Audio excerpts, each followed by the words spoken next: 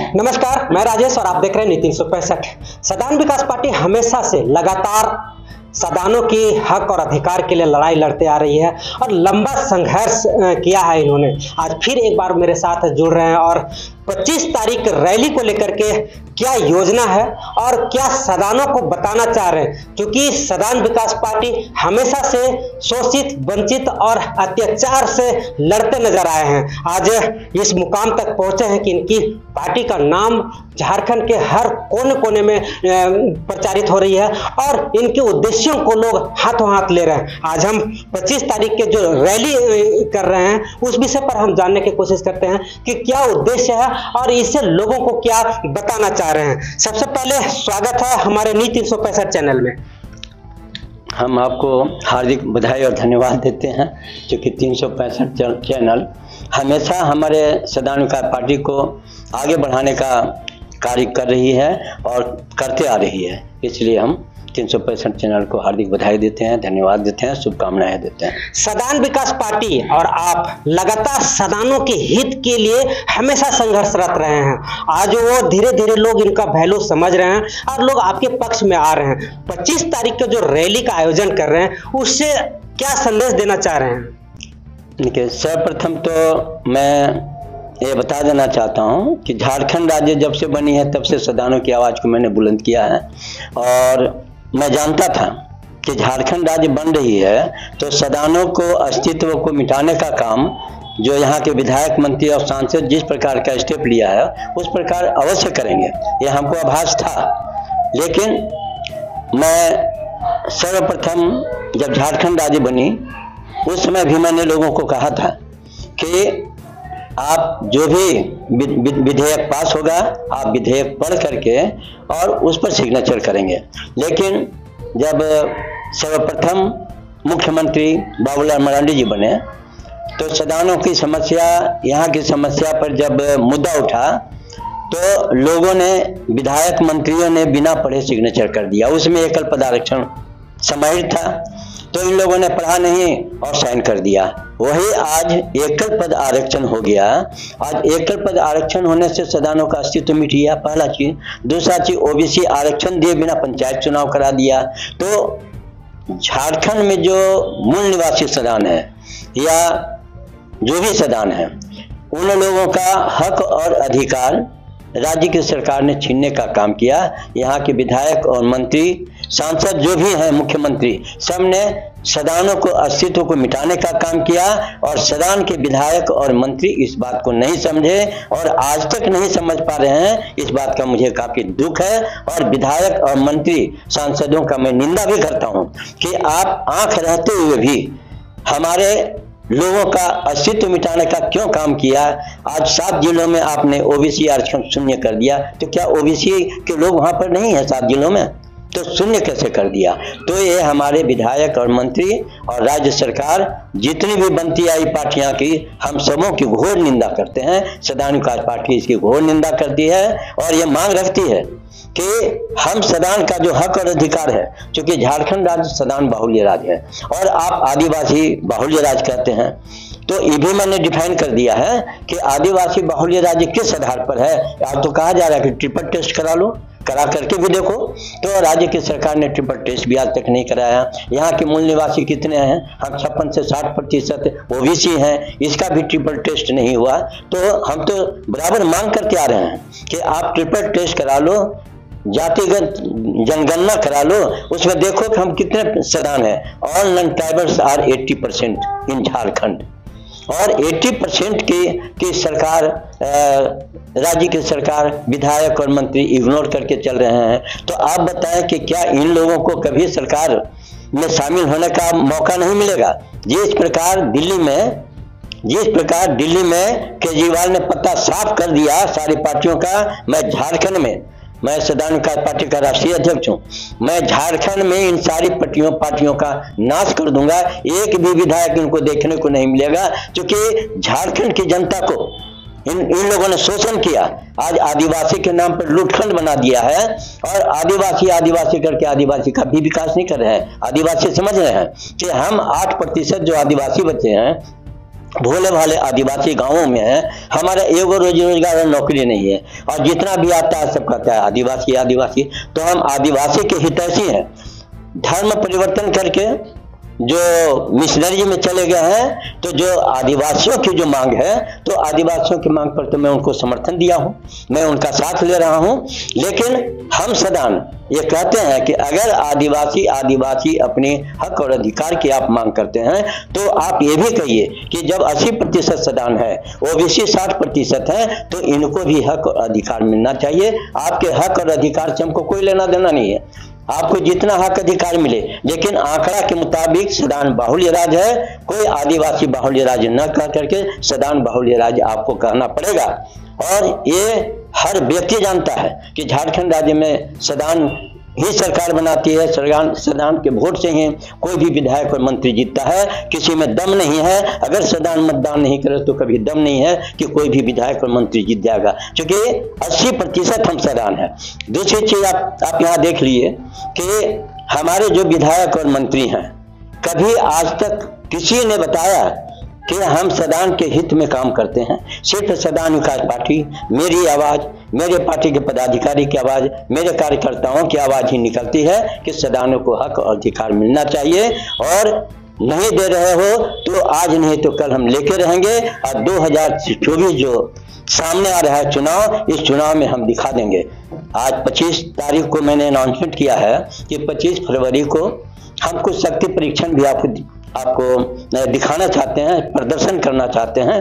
तो 25 तारीख को सारे जनता से, झारखंड राज्य के जनता से मेरा अपील है, और जहां तक मेरी आवाज जा रही है लोगों के पास, उन लोगों से मेरा अपील है कि अधिक से अधिक संख्या में जयपाल सिंह स्टेडियम कचहरी के पास वहाँ एक आम सभा होगी, आप वहाँ पर जुटने का प्रयास करें, अपनी एकता दिखाने का प्रयास करें, तब तो हम सत्ता परिवर्तन रैली जून में हम करेंगे। मोराबादी मैदान में लाखों आदमी को हम बुलाएंगे, तो कैसे बुलाएंगे? जब आप अभी हमें कोऑपरेट करेंगे तो कल हम अपनी शक्ति मोराबादी मैदान में दिखा देंगे कि हम सत्ता परिवर्तन कर सकते हैं कि नहीं। अन्ना हजारे ने आंदोलन किया तो आज उसका फल मिला ना, तो कल मैं उसी तरह का आंदोलन करूंगा और सत्ता परिवर्तन करके रहूंगा। हम सदानों में ताकत है, हम सदानों में एकजुटता है, और हम एकजुटता बनाने के प्रयास कर रहे हैं, और हम अवश्य सफलीभूत होंगे। मैं तो एक शिक्षाविद आदमी हूँ, हमारी बात को दुनिया मानती है, और ये सारे, मैंने पहले भी कहा है कि आज नहीं तो कल सदान जगेंगे। हमने एक स्लोगन भी दिया है, जागो सदान जागो, हम तुम्हें जगाने आए हैं, और मिटता हुआ अस्तित्व हम तुम्हें बचाने आए हैं। हमारी पार्टी के सिवा, सदान विकास पार्टी के सिवा दूसरी कोई पार्टी नहीं है जो सदानों को, अस्तित्व को बचा पाएगी। सारे विधायक, मंत्री, सदान संस्थाएं, वैश्य समुदाय, जितने मोर्चा और संस्थाएं और परिषद बने हैं, सब सदानों को बेचते हैं, बेचने का काम करते हैं। मैंने सदानों से अनुरोध किया है कि आप बिकाऊ मत बनिए। अगर एक्चुअली में आप सदान के का हितैषी हैं, तो सदान विकास पार्टी जब चुनाव लड़ती है तो सारे सदान का मतदान सदान विकास पार्टी के उम्मीदवार को कराइए। 100% हम सफल होंगे तो सदानों को हक अधिकार मिलेगा, उनके बाल बच्चों को रोजी रोजगार मिलेगा, नौकरियां मिलेगी। नहीं तो जीवन में नहीं ले पाएंगे, क्योंकि ये आदिवासी ये मिशनरी राज्य बनने जा रहा है। जो पहल हो रही है वो क्या पहल है हमको बताएं। आज एक भी व्यक्ति नहीं बोल पाता है, सब मुख्य दर्शक बने रहते हैं। कोई विधानसभा में आवाज उठाता है कि सदानों को हक और अधिकार मिलना चाहिए, तो जब विधानसभा में कानून नहीं बनेगा तो फिर सदान को हक और अधिकार कहां से मिलेगा। इसलिए मैं अपील करता हूं कि 25 तारीख को जो हम शक्ति प्रदर्शन एक प्रकार से कहिए हम सदान करने जा रहे हैं, तो अगर एक्चुअली में आप सदान हैं तो आपसे मेरा निवेदन है कि आप सदान होने के नाते अधिक से अधिक संख्या में जयपाल सिंह स्टेडियम में आइए। हमारी रैली यहाँ से चलेगी और अल्बर्ट एक्का चौक में जाकर के वहाँ भी सभा होगी, और उसके बाद में हम सभा की समाप्ति करेंगे, ताकि राज्य की जो सरकार है, मुख्यमंत्री हैं, राज्य से केंद्र तक ये आवाज उठे कि सदान जाग चुका है, और सदानों के बिना हम कोई भी विधायक मंत्री जीत नहीं सकेंगे। इसलिए सदान को हक और अधिकार दे, तब सदानों को हक अधिकार मिलेगा, और 2024 में सरकार हम बनाएंगे। 100% बनाएंगे। सदान विकास पार्टी 80% सदानों को लेकर के चल रही है। इसमें सर्वजातीय सर्वधर्मावलंबी लोग हैं, दलित है, पिछड़ा है, हरिजन है, बैकवर्ड है, फॉरवर्ड है, मुस्लिम, सब के सब तो हैं। सिर्फ एक जाति अगर हमारा समर्थन नहीं करता है, उसमें भी 8% आदिवासी मेरे साथ हैं, वो उनको मैं टिकट भी दूंगा, क्योंकि विभिन्न क्षेत्र में जहां रिजर्वेशन है वहां तो टिकट मैं दूंगा ही ना। तो हम राज्य के सभी सीटों पर चुनाव लड़ेंगे और 100% हम विजयी होंगे। एक सवाल मेरा है कि केंद्र सरकार इस वर्ष की बजट पेश की है, उसमें कहा यहाँ की सरकार कह रही है कि झारखंड को छलने का काम किया। जो बजट है वो झारखंडियों के लॉलीपॉप की तरह केंद्र सरकार दिखाई, और ये सौतेला व्यवहार, चूंकि झारखंड में बीजेपी का सरकार नहीं है, इसको लेकर के लगातार उन पर आरोप रहता है कि विकास की जो दरें हैं वो धीमी हो गई है, क्योंकि केंद्र इनको सपोर्ट नहीं करता है। क्या लगता है इस वर्ष की बजट जो है झारखंड के लिए कितना फायदा या नुकसान होगा? देखिए, सबसे बड़ी बात है कि जो केंद्र का बजट सामने आया है, तो ऐसे भी लोग कहता है कि जिसकी सरकार जहां रहती है उसके लिए बजट ज़्यादा दिया जाता है। आप ऐसे देख लीजिए कि कोई भी व्यक्ति के साथ हम बात भी करते हैं तो पहले अपने बेटे को पहले प्राथमिकता देते हैं कि भाई मेरा बेटा यहाँ पर है, तो सबसे पहले अपने बेटे को प्राथमिकता दो, उसके बाद में दूसरे को दो, उसके बाद तीसरे को दो। तो ऐसा भावना लोगों का यदि है कि बजट में झारखंड के प्रति कुछ कमी है, तो मेरा मानना है कि कमी तो रहेगा ही, क्योंकि झारखंड में उनकी सरकार नहीं है। ऐसे देश लेवल की बात आती है तो किसी भी कोई भी मंत्री, प्रधानमंत्री, मुख्यमंत्री राज्य के हों चाहे देश के हों, एक नज़रिया सभी राज्यों में दौड़ाना चाहिए, नज़र रखना चाहिए, कमी नहीं करनी चाहिए। अगर दूसरे राज्य में हमारी सत्ता है और किसी राज्य में हमारी सत्ता नहीं है, तो कम से कम मैं तो निवेदन करूंगा और ये कहूंगा कि जिसमें आपकी सरकार नहीं है उसमें ज़्यादा फंड दीजिए आप, ताकि कल लोग समझें कि हमारी सरकार नहीं है फिर भी ज़्यादा फंड दिया है तो दोबारा हम इनकी सरकार बनाएं। लेकिन अगर यदि कमी आप कर रहे हैं तो ये तो गलती है केंद्र की। अगर लोग कहते हैं कि यहाँ फंड कम दिया जा रहा है, झारखंड के साथ दुनजरिया किया जा रहा है, सौतेला किया जा रहा है, तो यदि ऐसा हो रहा है तो गलत है। लेकिन मेरा मानना है कि जो भी राज्य का मुखिया होता है, देश का मुखिया होता है, ऐसा दुनजरिया नहीं करना चाहिए। लेकिन हमारे यहाँ दुनजरिया राज्य में हो रहा है। यही सत्ता पक्ष जहां झारखंड को छलने का आरोप लगा रहा है, वहीं विपक्ष कह रहा है कि ये झारखंड की भलाई के लिए बजट है और आम आदमी से लेकर के बड़े आदमी को ध्यान में रख करके ये बजट बनाया गया है। लेकिन वहीं पर सदान और ओबीसी जो हैं उनको फायदा नहीं पहुंच पा रहा है, क्योंकि आप बता रहे हैं कि 66% और 80% सदान और ओबीसी हैं और उनको फायदा नहीं पहुंच पा रहा है। ये कहाँ सरकार की, केंद्र सरकार की गलत नीति है या फिर झारखंड सरकार की? देखिए, सर्वप्रथम तो मैं ये कहूँगा कि अगर झारखंड सरकार अगर ये चाहती तो ये जो दुनजरिया और सौतेला व्यवहार हो रहा है ये नहीं होता। तो झारखंड सरकार से ही तो रिकमेंड होकर के केंद्र जाता है।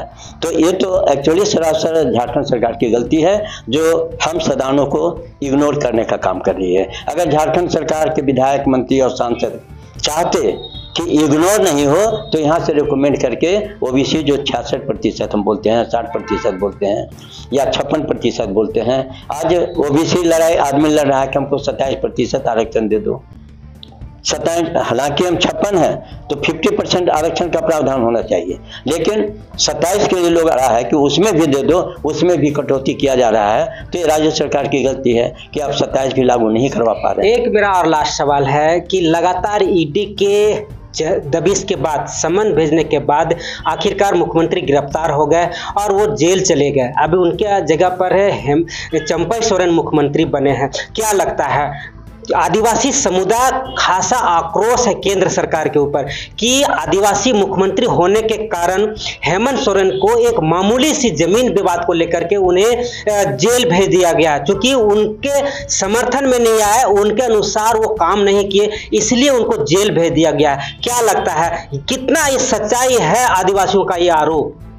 देखिए, यह जो आरोप है कि केंद्र की सरकार ईडी भेज करके माननीय मुख्यमंत्री महोदय को अरेस्ट करवा दिया, पहले भी इनको 6-7 समन मिला था मेरे विचार से उसी समय इनको हाजिर हो जाना चाहिए था।